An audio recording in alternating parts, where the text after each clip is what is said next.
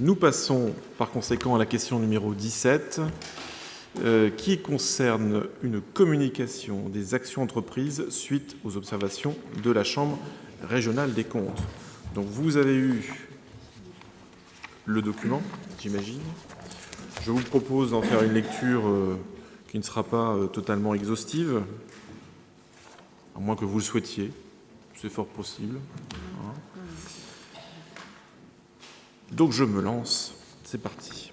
Donc les principales recommandations. Donc je donne l'élément de contexte. Vous vous souvenez, 2014-2015, nous avons eu à travailler, notamment nos services, sur un audit quémandé par la Chambre régionale des comptes. C'est un travail assez important fourni par les services. Et nous avons, l'an passé, donc, approuvé le rapport de la Chambre régionale des comptes. Donc, parmi les principales recommandations, il y avait, c'est le point 1, le devoir d'étudier un renforcement de la mutualisation des services avec l'intercommunalité. Donc, depuis le rapport de la Chambre régionale des comptes, différentes démarches ont été engagées. Nous avons eu l'occasion d'en parler à plusieurs reprises pour atteindre cet objectif. Et cette mutualisation a commencé notamment, c'est le cas actuellement, à travers le service ressources humaines de la ville, qui a accueilli pendant 6 mois un stagiaire de l'Institut d'administration des entreprises de Caen, qui avait précisément pour sujet de stage la mutualisation entre la ville et la nouvelle communauté d'agglomération. Donc, il a présenté début septembre sa soutenance avec des préconisations en termes de démarches à suivre, et la communauté d'agglomération sera également destinataire de ce rapport. Donc il y a vraiment un travail d'audit, en quelque sorte, qui a été fait sur cette question de la mutualisation. Suite à la fusion de nos communautés de communes du Sud-Manche, dont la communauté de communes Avranches-Mont-Saint-Michel, qui a donné naissance donc à notre communauté d'agglomération, un cabinet vient d'être diligenté par cette dernière pour pouvoir travailler sur le volet de la mutualisation. Alors c'est un cabinet qui travaille sur l'écriture du projet de territoire et qui a parmi les différents sujets à traiter ce schéma de mutualisation. Et au-delà de ces réflexions globales, la mutualisation est étudiée au cas par cas lorsque se pose la question des remplacements de postes. Ainsi, suite au départ de Mme Gauthier, au début de cette année, le choix a été fait de mutualiser ce poste par une mise à disposition descendante d'un agent du service financier de la communauté d'agglomération à hauteur d'un 60%. Et d'autres pistes encore sont à l'étude. Il y avait aussi un autre point de recommandation sur l'amélioration de la lisibilité des inscriptions au budget. En effet, un certain nombre de reproches avaient été faits à la ville sur le manque de lisibilité ou de fiabilité des inscriptions au budget, ce qui pouvait remettre en cause le principe de sincérité du dit budget. Donc le rapport faisait état d'une sous-estimation des recettes de fonctionnement, due notamment à des cessions immobilières importantes. Il apparaît toutefois compliqué de s'engager sur des chiffres dans ce domaine, surtout au vu de l'évolution du marché des dernières années.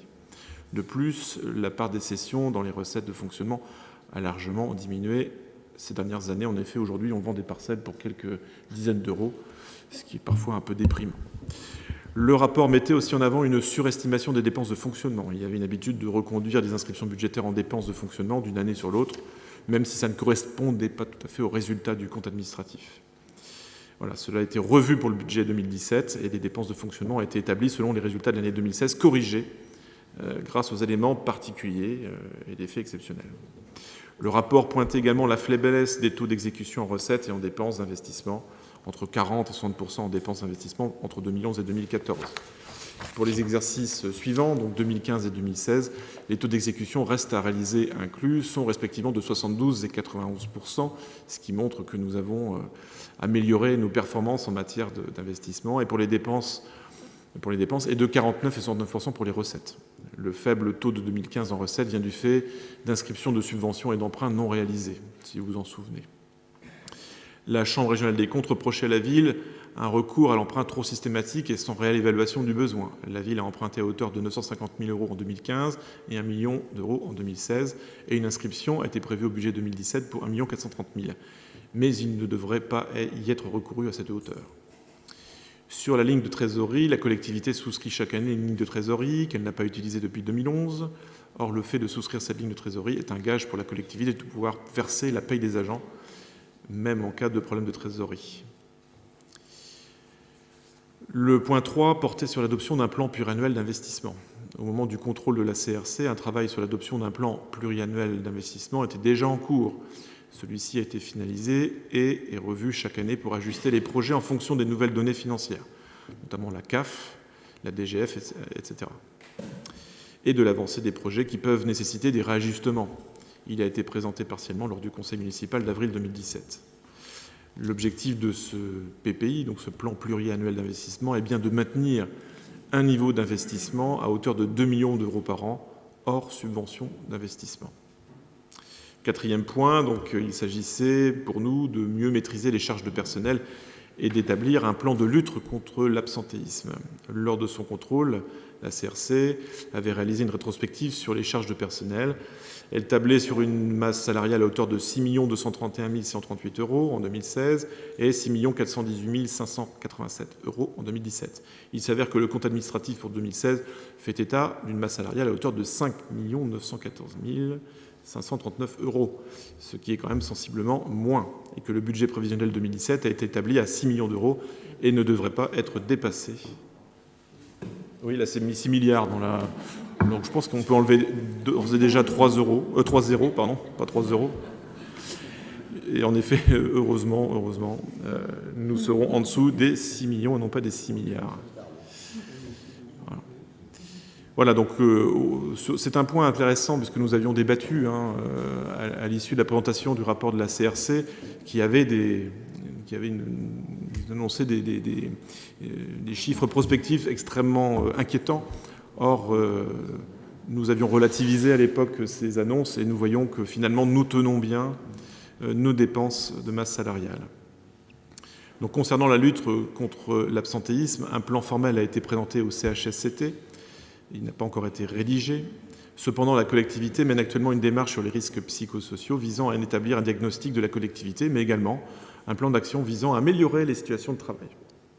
Et donc, il faut signaler que la direction des ressources humaines travaille, alors c'est la direction qui travaille avec, on peut enlever le pluriel conjugué, également avec les assistants de prévention, et un budget d'environ 15 000 euros a été voté pour permettre l'amélioration des conditions de travail, notamment par l'acquisition de matériel adapté aux agents, notamment les agents en situation de reclassement pour des raisons souvent physiques.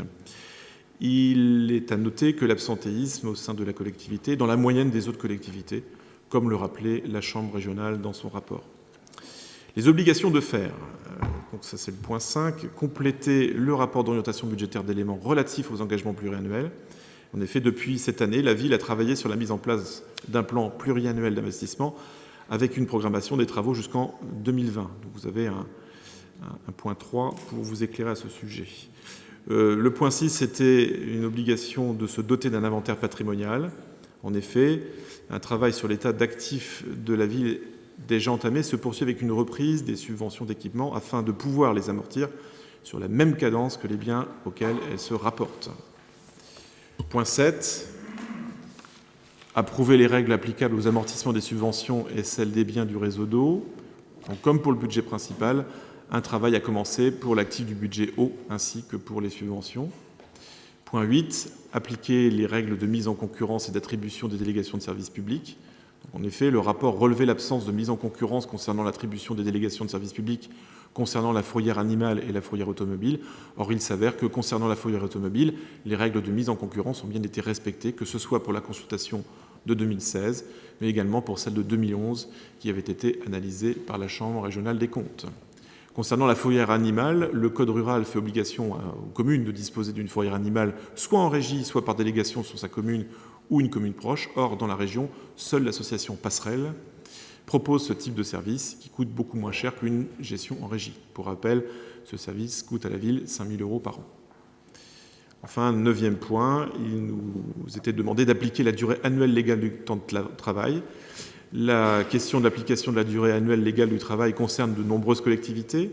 Et si la collectivité souhaite se mettre en conformité avec la loi, l'objectif n'est pas non plus de prendre une décision brutale et unilatérale, qui serait mal acceptée par les agents, c'est évident, favoriserait la démobilisation et l'absentéisme, avec les conséquences en termes d'absence bien plus importantes que ce que relevait la SCRC sur le temps de travail dans une collectivité ou dans la collectivité. Une proposition va être faite dans ce sens au comité technique de la ville et du CCAS le 9 octobre prochain. Donc voilà, une présentation très formelle sur la base des observations qui avaient été faite par la CRC. Nous avons bien évidemment toute l'attitude pour débattre sur l'ensemble de ces points. Aussi, vous avez la parole pour vous exprimer. Monsieur Morazin. Oui, Monsieur le maire, merci de me donner la parole. La Chambre régionale des comptes avait effectivement demandé un correctif. Et je considère donc que vous êtes dans le cadre du correctif. Concernant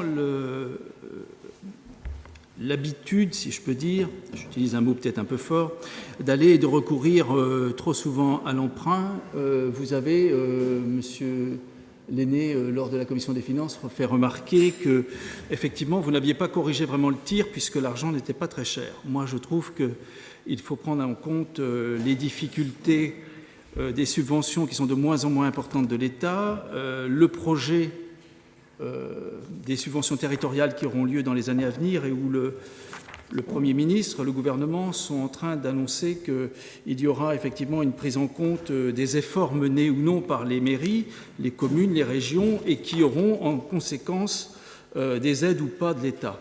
Donc il y a effectivement, par rapport à ce compte-rendu de la Chambre régionale des comptes, des nécessités de faire très attention à ce compte-rendu et peut-être d'améliorer les choses encore plus que nous ne le présentons ce soir. Également, concernant les charges de personnel. Les charges de personnel, vous vous satisfaisez de 5 900 000 euros, 6 millions. Nous sommes effectivement, je l'ai déjà fait remarquer, dans une situation un peu difficile face à une population de 7 000 habitants, 6 millions d'euros de charges de personnel, c'est lourd, il faut le reconnaître, et il faudra évidemment peut-être faire des correctifs. Et ces correctifs pourraient peut-être être une plus grande adaptation du transfert vers, je veux dire mutualisation des postes avec la communauté d'agglomération, puisque désormais vous êtes président et maire donc de la ville de Avranches, donc vous avez toute l'aise de ne pas nous dire que ce n'est plus possible. Vous en avez tout à fait la possibilité, et il est nécessaire pour la ville d'Avranches de revoir cette chose, étant entendu que je n'oublie pas qu'aujourd'hui, depuis la nouvelle mandature, la Chambre régionale des comptes a fait remarquer également dans son rapport de mémoire que l'endettement par habitant pour la ville d'Avranches était supérieur à l'endettement national sur des villes de 7 à 10 000 habitants. Monsieur Morazin, juste oui. Une petite précision. Le rapport de la Chambre régionale des comptes portait sur l'exercice 2011-2015.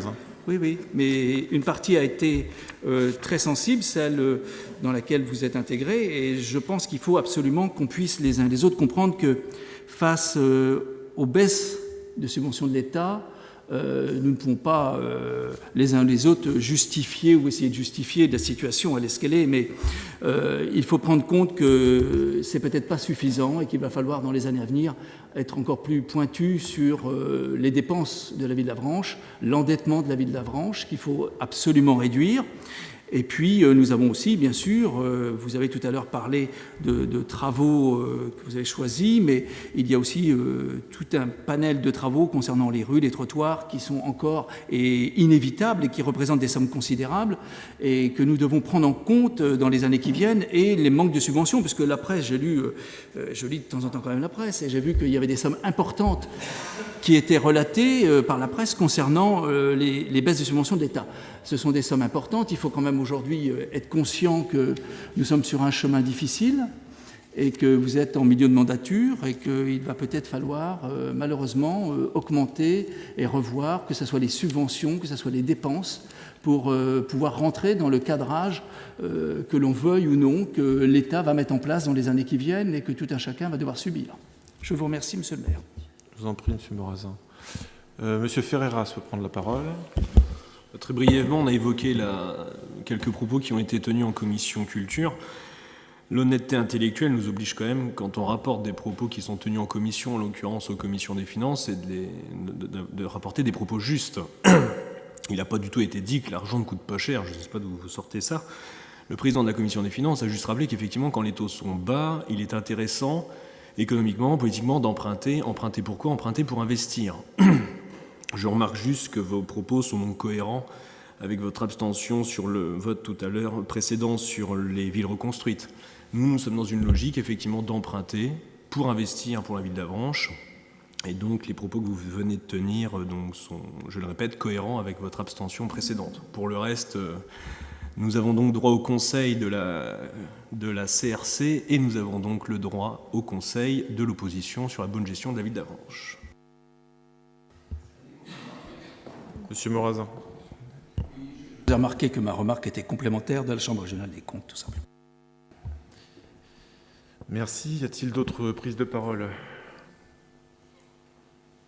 Monsieur Bette. Très laconiquement rappelé à M. Ferreira que l'emprunt est obligatoirement une recette d'investissement et qu'en aucun cas on ne peut emprunter pour couvrir les dépenses de fonctionnement. Donc ce n'est pas la peine de faire ce type de remarque, il suffit d'appliquer la loi. Bien. Hervé Lenné.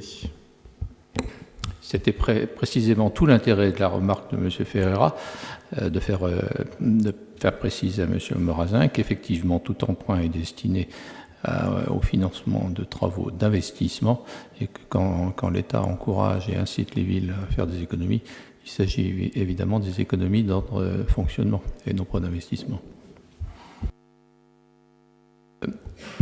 Merci à M. Morazin de parler à ma place et de faire part des propos que j'ai tenus.